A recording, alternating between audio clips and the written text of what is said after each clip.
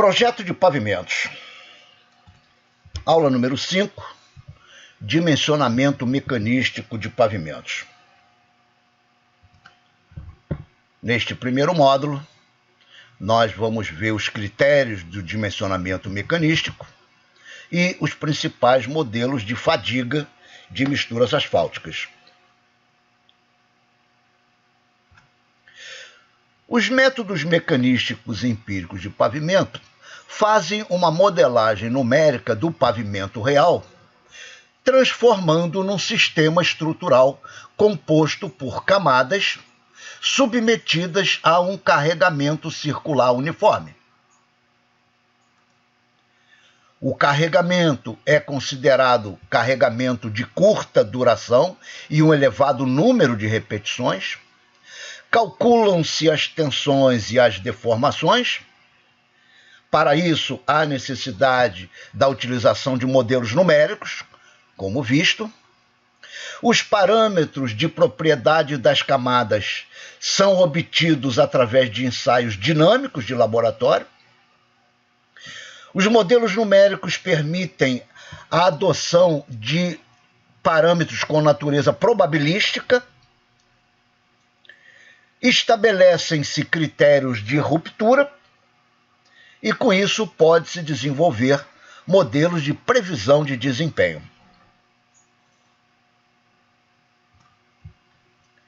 Os critérios de ruptura, já citados anteriormente, são de 3 tipos. É a deformação plástica da trilha de rodas,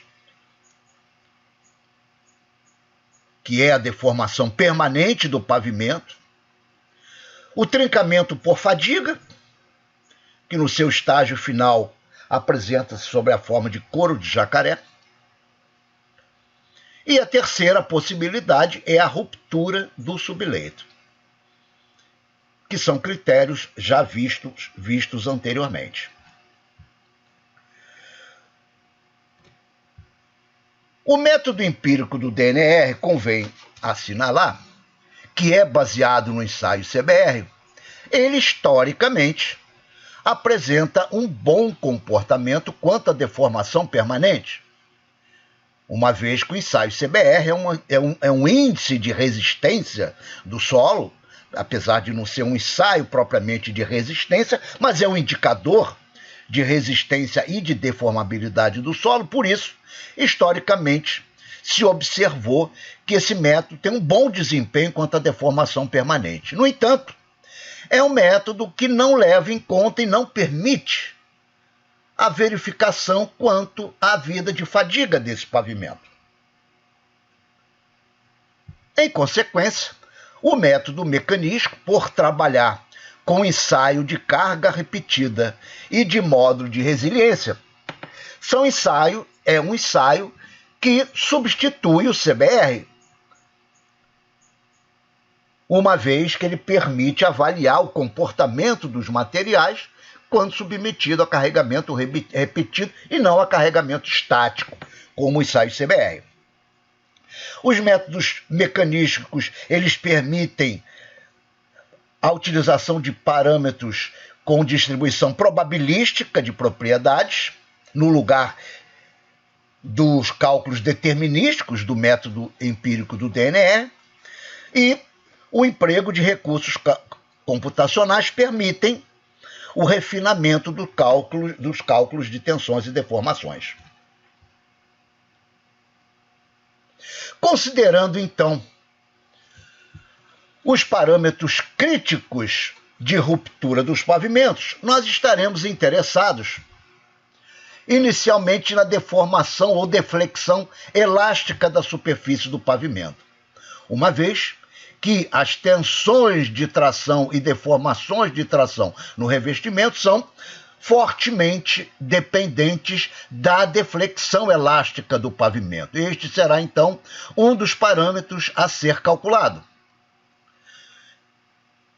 Outro parâmetro é a tensão de tração na fibra inferior do revestimento, uma vez que, dependendo do valor dessa tensão, ela garantirá uma vida útil longa ou curta do revestimento quanto à fadiga. Da mesma forma, as deformações neste ponto, na fibra inferior do revestimento, são responsáveis por uma maior ou menor vida de fadiga do revestimento. E o outro ponto de interesse será o topo do subleito, uma vez que há risco de ruptura do subleito caso essa tensão vertical seja muito elevada, e também o cálculo da deflexão elástica do subleito, uma vez que esta deflexão poderá também ser responsável por ruptura por fadiga do revestimento. A deflexão do subleito pode provocar ruptura por fadiga do revestimento. Esses são, então, os 5 parâmetros a serem calculados nos modelos numéricos, em função dos quais serão verificados os critérios empíricos de ruptura dos pavimentos. E quais são esses critérios? Começando pela tensão vertical admissível no subleito.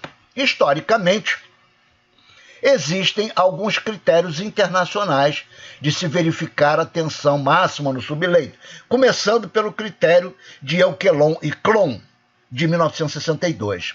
Segundo os autores, a tensão vertical máxima no subleito é dada por esta equação, 0,006 vezes o modo de resiliência do subleito dividido por 1 mais 0,7 log de N. Esta equação tem como unidade quilo por centímetro quadrado, com a observação que esse N é o tráfego esperado, mas calculado com os fatores de equivalência da ASTO, e não do Corpo de Engenheiros.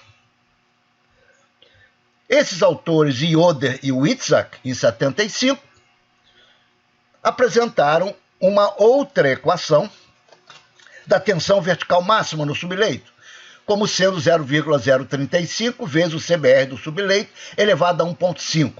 Também a resposta em quilo por centímetro quadrado.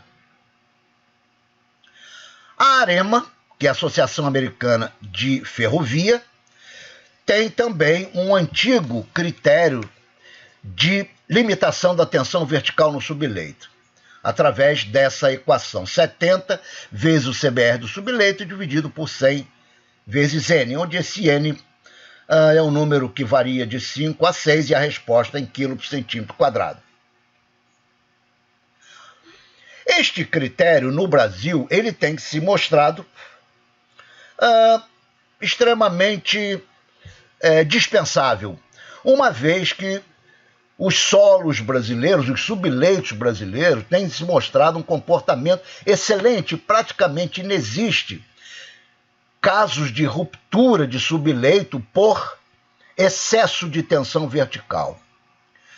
Por isso que o programa Medina, que é o novo método de dimensionamento de pavimentos pelo método mecanístico empírico, ele não considera esse critério, ele não verifica a tensão no subleito, tendo em vista que, historicamente, os pavimentos brasileiros não apresentam este tipo de problema, este tipo de ruptura, o que é muito comum na comunidade europeia e nos Estados Unidos, onde encontram-se subleitos extremamente fracos. Vamos ao critério de resistência à fadiga. No que se refere à fadiga de misturas asfálticas, o modelo pode ser obtido de duas formas. Ou através de ensaio de compressão diametral, empregando-se o mesmo equipamento que faz o ensaio de modo de resiliência de misturas asfálticas. Este ensaio consiste, então, em levar à ruptura do corpo de prova aplicando-se cargas repetidas. Este ensaio é feito com vários corpos de prova para vários valores de tensão vertical. Para cada valor de tensão vertical, obtém-se um número de repetições que leva à fadiga.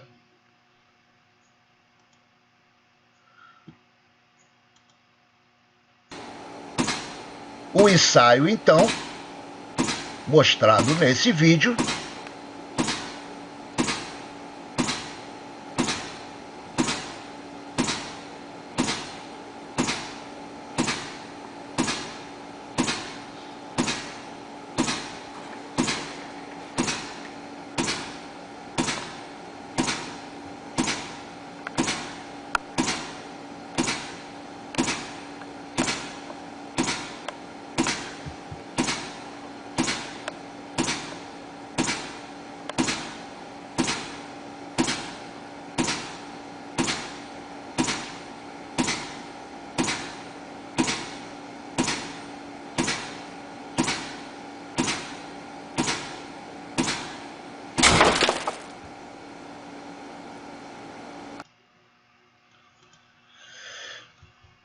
a distribuição de tensões durante este ensaio de compressão diametral, conforme nós já vimos parcialmente no ensaio de modo de resiliência, no plano diametral, a tensão de tração é uniforme, conforme dedução do ilustre brasileiro, professor Lobo Carneiro, que nos anos 40 deduziu o valor dessa tensão de tração no plano vertical quando submetida a um carregamento concentrado diametral. E essa tensão tem o valor de 2 vezes F sobre πTD. Nós vimos isso em modo de resiliência. Por outro lado, o plano horizontal estará submetido a uma tensão de compressão, uma tensão vertical de compressão, cujo valor máximo no meio do corpo de prova é igual a menos 6F dividido por πTD. Aqui, nesse caso, está se adotando a convenção de sinais que tração é positiva e compressão é negativa. No centro do corpo de provas, então, a tensão vertical é menos 6F sobre πTD, e a tensão de tração horizontal é 2F sobre πTD. Então, a tensão de tração é 2F, a tensão de compressão é menos 6F. A diferença de tensões, que é a tensão de tração menos a de compressão, as tensões vão se somar e a diferença de tensões será, então, 4 vezes a tensão de tração, ou seja, 8F sobre πTD. A diferença de tensões será 4F, 4 vezes a tensão de tração. O resultado desse ensaio é apresentado sobre a forma tanto desta equação, N igual a K1 delta sigma elevado a K2. K1 e K2 são parâmetros experimentais obtidos do gráfico, utiliza-se normalmente o gráfico log-log, ou o modelo expresso em termos de deformação de tração. K1, deformação de tração, vezes K2. Alguns autores, alguns modelos preferem o critério em função de delta sigma, outros modelos a deformação de tração. Lembrando que nós estamos num estado plano de tensões, nesse ensaio.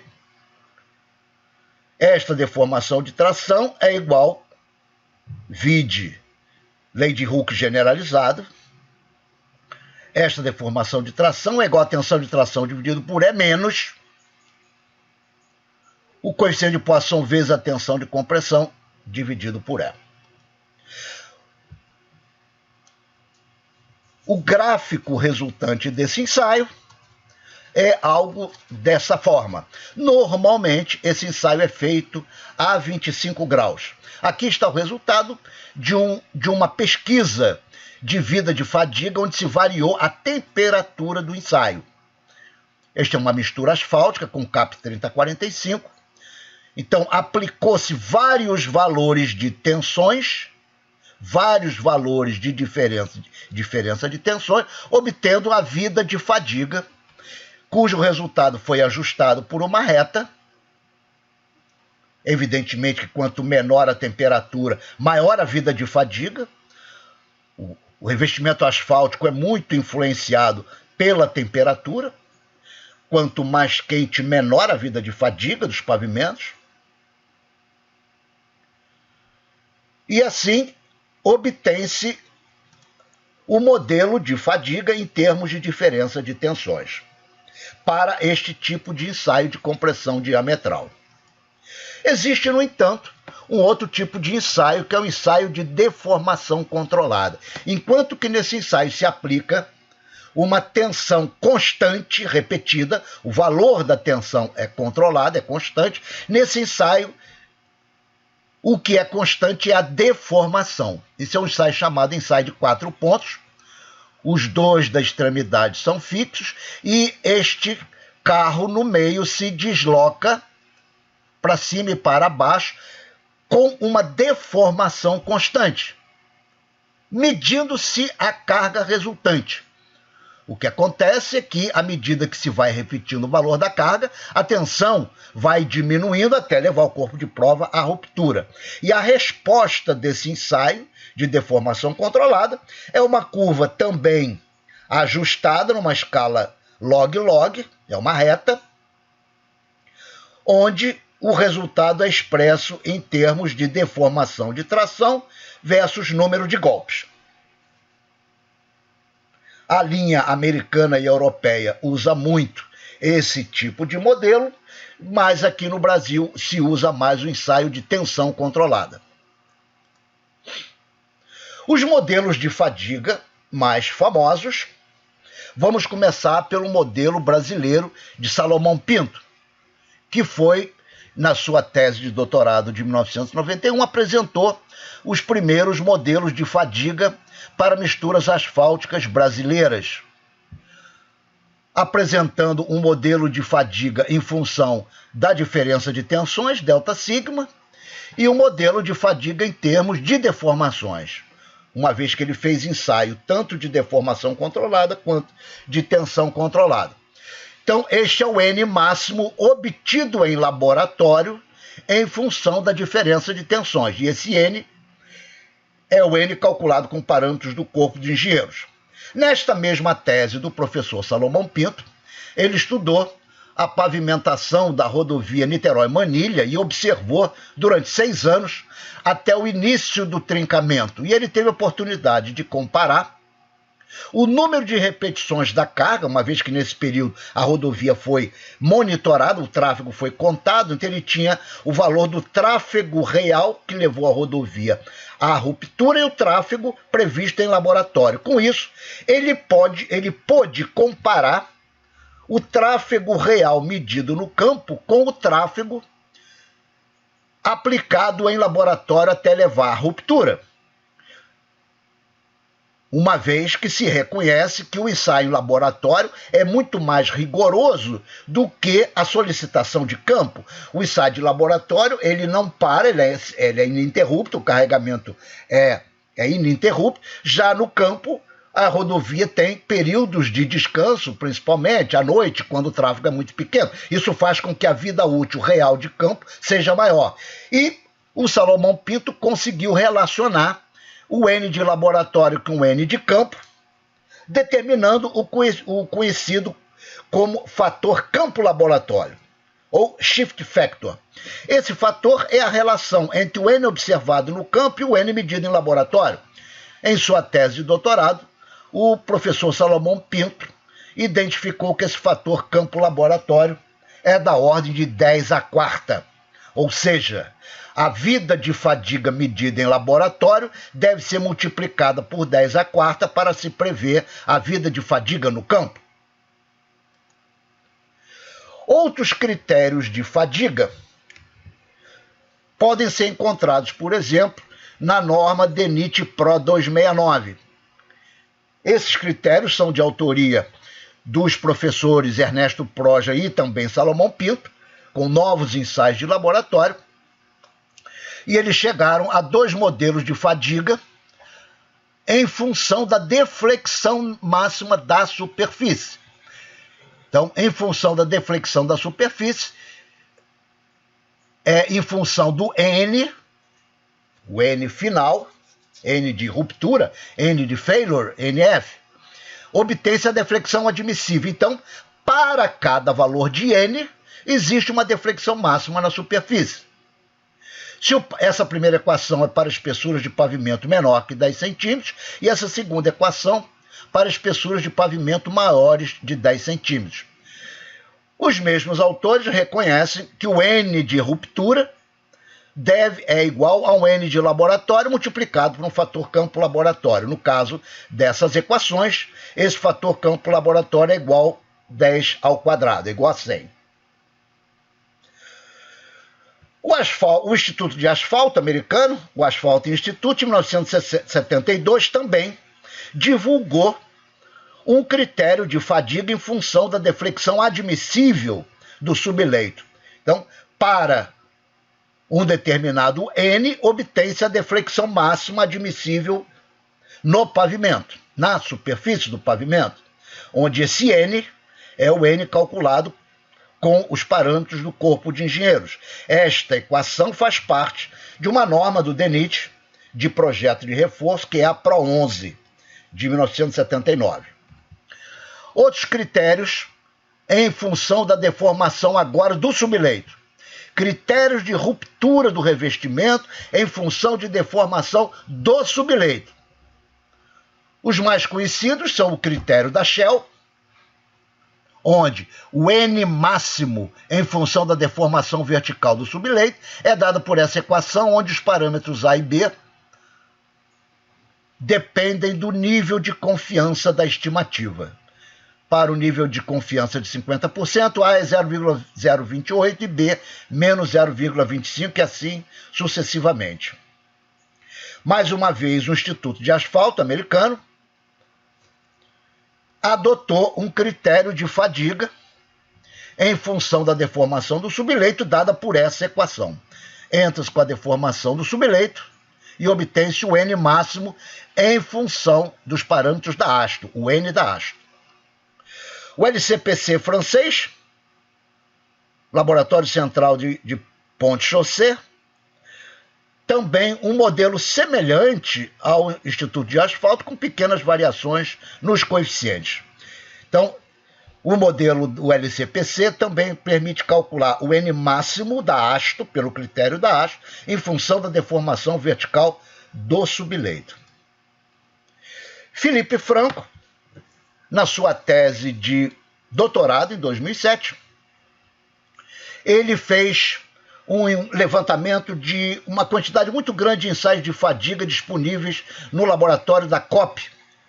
E com uma quantidade muito grande de resultados de ensaio, ele desenvolveu um critério de ruptura em função de um fator campo laboratório mantido 10 à quarta, um K1 igual a 1,9 E elevado a menos 6, um K2 menos 2,821 e um K3 igual a 0,74, onde K2 é o expoente da deformação específica, resiliente, na fibra inferior do revestimento, e o modo de resiliência do revestimento. E, por último, os critérios de fadiga adotados no programa Medina. Dessa vez, os critérios de fadiga, ao invés de se usar os parâmetros, o coeficiente de campo laboratório, esses dois autores, o Luiz Nascimento e o Marcos Fritzen, em suas teses de doutorado, observaram a evolução de trincamento de trechos experimentais de rodovias executadas no Brasil inteiro e compararam a evolução da área prevista em laboratório, com N de laboratório, e a evolução real do trincamento medido nas pistas experimentais. Com esses resultados, eles identificaram uma correlação entre a área prevista e a área real observada e desenvolveram o que se chama de funções de transferência. Essas funções estão incorporadas no programa Medina, de formas que, uma vez conhecido as curvas de fadiga em laboratório, é possível prever a vida de fadiga observada a evolução do trincamento no campo. Com isso, nós concluímos o primeiro módulo.